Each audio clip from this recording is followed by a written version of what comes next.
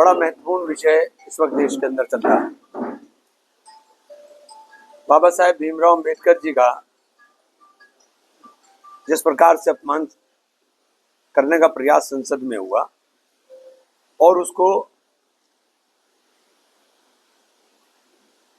ध्यान हटाने के लिए उस पर से संसद के अंदर, मैं चूंकि खुद मौजूद था, संसद के अंदर जिस तरह से धक्का मुक्की की बात की गई, ये बिल्कुल निराधार है। बाबा साहेब के अपमान को देश याद रखने का काम करेगा।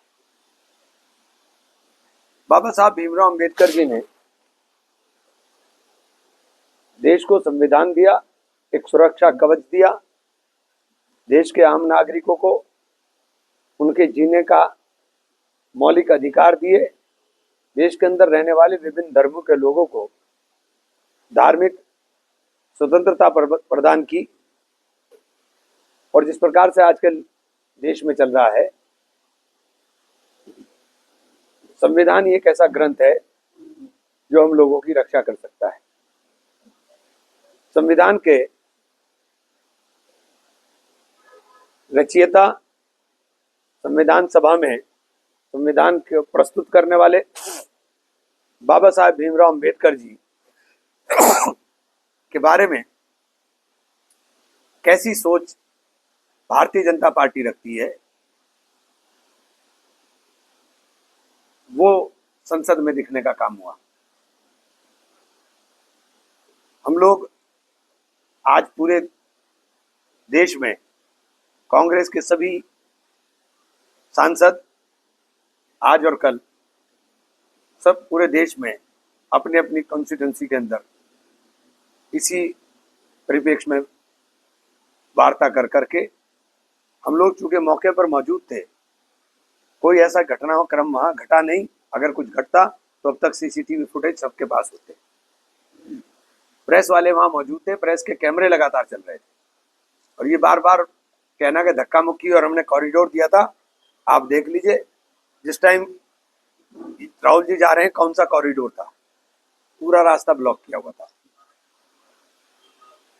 तो हमारा तो यही है कि हम बाबा साहेब के अनुयायी हैं और बाबा साहेब के अपमान को किसी भी सूरत में बर्दाश्त करने वाले नहीं हैं। अब मैं कुछ अपना लोकल कर दूंगा। मैंने जब जीत कर गया था तो आपसे लोगों से एक वादा किया था कि सहारनपुर का सांसद गूंगा नहीं होगा, और मैं आज ये बात दावे के साथ कह सकता हूं कि संसद के प्रत्येक दिन मेरा सवाल संसद के अंदर आया और बहुत महत्वपूर्ण विषयों के ऊपर मेरे सवाल आए, जिसमें सबसे महत्वपूर्ण हमारे लिए सस्ता सुलभ न्याय उपलब्ध कराने के लिए जो बार बार कहा जाता है कि सरकारें कोशिश कर रही हैं। सरकार ने जवाब दिया है कि हम पश्चिम उत्तर प्रदेश में कोई हाई कोर्ट की बेंच नहीं बनाने जा रहे हैं। जो ये पश्चिम के लोगों के साथ एक बहुत बड़ा छल है, बहुत बड़ा धोखा है और पश्चिम के लोगों को उठकर के लिए इसके लिए संघर्ष करना चाहिए।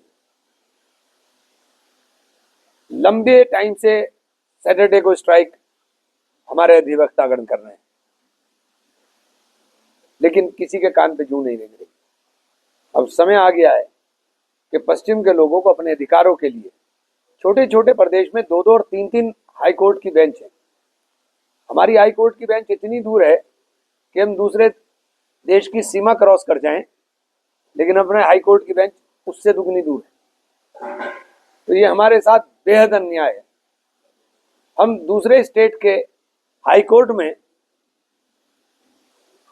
जल्दी पहुंच सकते हैं बनिस्बतन अपने हाई कोर्ट की। तो इस पश्चिम के लोगों के साथ घोर अन्याय है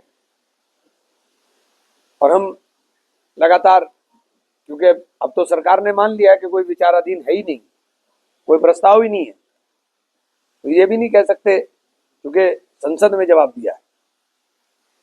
तो हम तो आपसे माध्यम से सबसे यही कहूंगा कि अब समय आ गया है कि पश्चिम के लोग अपने लिए, क्योंकि सस्ता सुलभ न्याय उपलब्ध कराने की जो बातें की जाती है वो खोखली, अपने लिए खड़े होकर के हमें संघर्ष करना पड़ेगा। धन्यवाद। पिछले 10 साल से सर्किल रेट ही नहीं बढ़ा रहे हैं आप। आपकी आवाज कहाँ है? मेरी आवाज है, मैं बोल रहा हूँ, ये आवाज आपके माध्यम से ही तो जाएगी, ये आपके माध्यम से तो जाएगी। दिल्ली में, अभी दिल्ली में सुनिए, अगर आपने नहीं देखा तो मुझे नहीं पता, अभी दिल्ली में इन सारे विषयों के ऊपर लगातार पार्लियामेंट के बारे में बोला हूँ।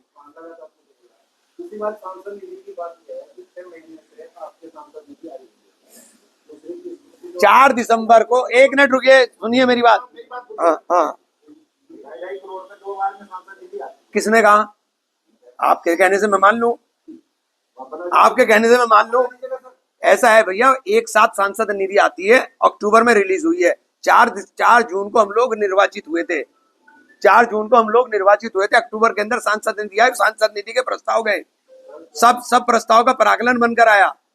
सबके प्रस्ताव आए थे, आपका प्रस्ताव नहीं आया, खबर यही छपी है। आपका प्रस्ताव नहीं, आपको कैसे पता मेरा प्रस्ताव नहीं आया भाई? अरे आप अधिकारी का नाम छापिए ना, फिर बताऊंगा उस अधिकारी का नाम है, किसका नाम छाप रखा आपने? मुझे तो क्या चीज, क्या नाम, क्या बयान छपा हुआ है? मैं कल ही, आप मुझे न्यूज भेजिए, मैं कल ही लिख कर भेज दूंगा उसको, एक्सप्लेनेशन कल ही। और 31 नहीं, मैं तो उससे, सुनो, एक तरफा बात नहीं कर रहा है यार, एक तरफा बात नहीं है, बहुत अच्छी बात है, बहुत अच्छी बात है, लेकिन आप गन्ना भाव की बात बताइए, अधिग्रहण पर लोग एक मिनट भैया, एक मिनट, आप शांत होइए।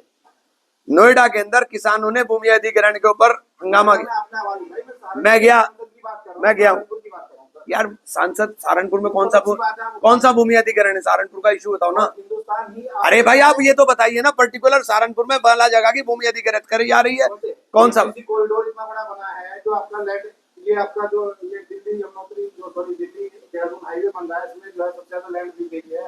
आपका जो है शामली में जो है किसान जो 70 दिन से धरने बैठे हुए हैं, आपको इसको में अब जो मेरी लोकसभा है, मेरी लोकसभा है, मैं गया था वहां भी, मैं वहां भी गया था, लेकिन मैं आपके लिए बता दूं, मैं वहां भी गया था। पेड़ आपकी लोकसभा में 20 रुपए पेड़ की मुआवजा मिल रहा है किसानों को, आप कहाँ हैं सर?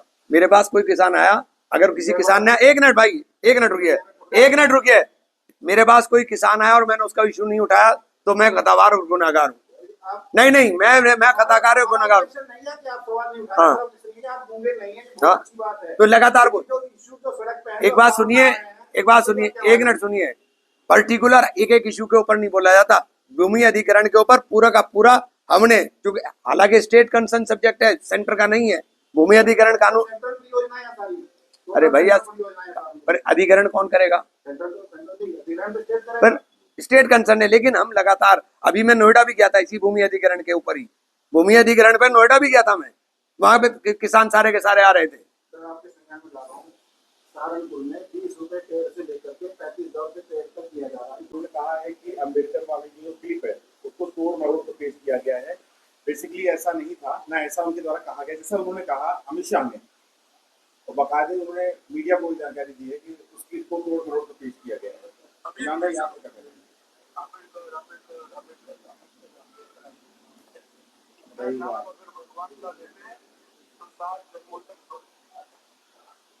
अब बताइए इसमें मैंने क्या तोड़ा मरोड़ा? ये पार्लियामेंट की प्रोसीडिंग है, ये सड़क पे बोला हुआ वक्तव्य नहीं है, ये पार्लियामेंट की प्रोसीडिंग है, तो पार्लियामेंट की प्रोसीडिंग है, आप निकलवा लीजिए।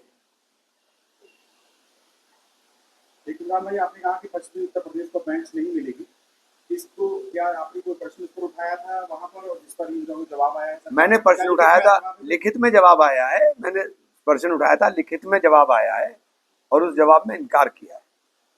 मैं उसकी कॉपी कहेंगे तो मैं कॉपी उपलब्ध करा दूंगा। लगातार मुस्लिम एरिया में बंद पड़े मंदिरों को ढूंढा जा रहा है, देखिए मंदिर बंद क्यों है? सबसे पहले तो इस पे सवाल पूछिए ना, कि मंदिर जो है वो इबादत के लिए, मंदिर जो है पूजा के लिए है, तो पूजा स्थल बंद क्यों है? पूजा स्थल तो खुलने चाहिए। हरियाणा और पंजाब के अंदर बहुत सारी मस्जिदें बंद हैं, सब खोलिए ना, खुलने चाहिए। मैं तो इनका पक्षधर हूँ, और सबको स्वार्थ के साथ खोलने चाहिए। मैं भागवत जी के बयान से पूरी तरह से सहमत हूँ। कि देश के अंदर नफरत से आप विकास नहीं कर सकते। इतनी नफरत मत बोइए कि देश के अंदर हालात ही खराब हो जाए। सहारनपुर की जनता ने आपको सुबह सदन में भेजा है, लगातार आपको सदन में मुद्दे दिखा रहे हैं, लेकिन मुस्लिमों पर कहीं ना कहीं आप ज्यादातर बात कर रहे हैं। सहारनपुर के स्थानीय मुद्दे कहाँ नजर है? बांग्लादेश के अंदर जो अत्याचार हो रहा है, मैं स्थानीय मुद्दे की बात कर रहा हूँ। स्थानीय मुद्दे, स्तर पर तो आप हर मीटिंग में बोल रहे हो ना। जी, स्थानीय मुद्दे क्या होते हैं आपकी नजर में? क्या स्थानीय मुद्दे हैं? क्या सुलभ न्याय सहारनपुर के लोगों को नहीं चाहिए? इसके अलावा स्थानीय सुलभ न्याय, सबसे बड़ा मुद्दा अवैध खनन है सहारनपुर के लोग। एक मिनट रुकिए, एक करके सवाल। सुलभ न्याय नहीं चाहिए? सहारनपुर के लोगों को सड़क नहीं चाहिए? सहारनपुर के लोगों को रोजगार नहीं चाहिए? सहारनपुर के लोगों को मेडिकल के अंदर सुविधा नहीं चाहिए? तो स्वास्थ्य सबसे बड़ी समस्या है। मैंने स्वास्थ्य का वादा किया था कि स्वास्थ्य के लिए मैं बोलूंगा, और मैंने पार्लियामेंट में भी बोला, और मैंने प्रदेश के हेल्थ मिनिस्टर से भी रिक्वेस्ट की है कि सहारनपुर के मेडिकल कॉलेज के अंदर कम से कम 8 सुपर स्पेशलिटी डिपार्टमेंट तुरंत चालू किए जाने चाहिए। बेसिक इंफ्रास्ट्रक्चर हमारे पास मौजूद है, इसको जल्द से जल्द शुरू करें, और मुझे उम्मीद है कि जल्द से जल्द ये शुरू होगा। सबसे पहले मुझे पत्रकारों के अकल के ऊपर शर्म आती है, और ये महसूस होता है कि आप लोग पढ़े लिखे नहीं हो। मैं बहुत सख्त लफ्जों में बोल रहा हूं, जिन्होंने ये खबर छापी है, जिन्होंने ये खबर छापी है, उनको ये अकल होनी चाहिए कि उन्होंने किस ग्राउंड के ऊपर ये खबर छाप दी। 31 मार्च तक पैसा खर्च होता है, हमारी किस्ती नवंबर में आई है, उनका एस्टीमेट बनेगा, एस्टीमेट बनने के बाद प्रागलन बनना आएगा, और उसके बाद वो जाएगा, वो सब जा चुके। मतलब आप ऐसे ही कुछ भी लिख देंगे। दूसरी किस्त भी आपके साथ पहली और दूसरी किसने कहा? ये पहले तो ये बताओ ना, आपके पास बैंक अकाउंट है? आपके पास कोई खबर कैसी, कहां से लाते हो आप खबर? ये पढ़ा लिखा करो भाई, पढ़ लिख करके खबर बनाया करो। ऐसी खबरें मत बनाओ जिन खबरों से आपके ऊपर प्रश्न चिन्ह लगने लगे कि आप भी पढ़े लिखे हो कि नहीं हो। मतलब 31 मार्च तक पैसा खर्च होना एक प्रोसेस है, प्रोसेस के अंदर सारा काम चलता है। आपने कह दिया खर्च कर दिया, किसने खर्च कर दिया भाई? कौन खर्च कर देगा? नहीं, मुझे क्या एक्शन लेना है? मुझे तो आपके ऊपर हंसी आ रही है बस, और क्या एक्शन लूंगा? इतना ही एक्शन मुझे इतनी हंसी आ रही है कि भैया अकल से काम करो, पढ़ लिख कर बात करो। भाई आपने अवैध खनन को भी सवाल उठाया, ईडी लगातार छापेमारी सहारनपुर में कर रही है, अवैध खनन के सरकारी पट्टों पर भी इनकी नजर है ईडी की, और उसमें साबित हो चुका है कि यहाँ पर अवैध खनन चल रहा है, सरकार के राजस्व की बड़ी चोरी हो रही है। इस पर क्या कोई सवाल आपने उठाया? देखिए, ये स्टेट कंसर्न है, ये नेशनल इशू नहीं है। ईडी जब आती है तो नेशनल इशू नहीं, स्टेट कंसर्न है। इसी ईडी जांच एजेंसी है, ईडी का काम जांच करना है। ईडी ये स्टेट कंसर्न सब्जेक्ट है। स्टेट कंसर्न सांसद है, आसपास के जो इलाके हैं, बेहट क्षेत्र के, मिर्जापुर क्षेत्र के, वहां पर बड़ी दिक्कतें हो रही हैं, लोगों को बहुत दिक्कतें हैं आने जाने में, वहां सड़कें खराब हैं। कलसिया से फतेहपुर तक 41 करोड़ रुपया मंजूर हो गया, काम शुरू होने जा रहा है सड़क के चौड़ीकरण का। वो मैं ही करा के लाऊं, सेंट्रल केंद्रीय निधि से होगा। सांसद जी, क्या आपकी बात से माने कि अवैध खनन जिले में नहीं हो रहा है? अवैध खनन नहीं हो रहा है? क्या सूरज रोशनी नहीं दे रहा है? क्या रात को अंधेरा नहीं हो रहा है? सारी दुनिया को दिखाई दे रहा है अवैध खनन हो रहा है। मुझे क्या दिखाई देगा? आपको सबको दिखाई दे रहा है अवैध खनन हो रहा है। एक्शन ले, ईडी अगर एक्शन ले रही है तो ले एक्शन, हम कौन सा मना कर रहे हैं किसको?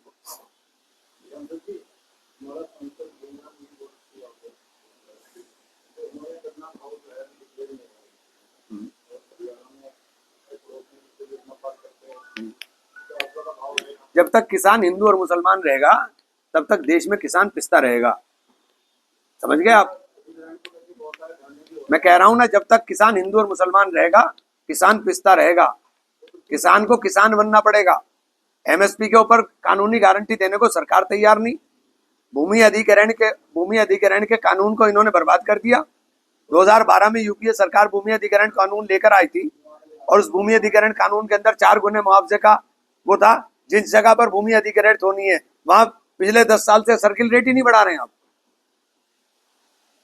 आपकी आवाज कहाँ है? मेरी आवाज है, मैं बोल रहा हूँ, ये आवाज आपके माध्यम से ही तो जाएगी, ये आपके माध्यम से तो जाएगी। दिल्ली में, अभी दिल्ली में सुनिए, अगर आपने नहीं देखा तो मुझे नहीं पता, अभी दिल्ली में इन सारे विषयों के ऊपर लगातार पार्लियामेंट के बारे में बोला हूँ।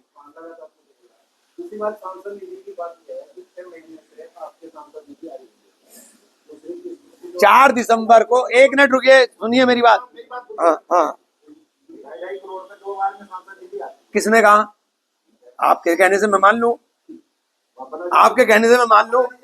ऐसा है भैया, एक साथ सांसद निधि आती है, अक्टूबर में रिलीज हुई है। संयम बरतना चाहिए, प्रशासन को भी संयम बरतना चाहिए और किसानों को भी कानून का ख्याल रखना चाहिए। मैं दोनों पक्षों से यही अपील करूंगा। किसानों को भी ये नहीं करना चाहिए कि भाई हमारे देश में एक ये रिवाज है कि कानून तोड़ करके हम बड़े बनेंगे, ये नहीं होना चाहिए। कानून के सम्मत रह करके काम करिए ना, क्या दिक्कत है? प्रदर्शन करना, हम प्रदर्शन करेंगे, कानून के तरीके से करेंगे, कानून के दायरे में करेंगे।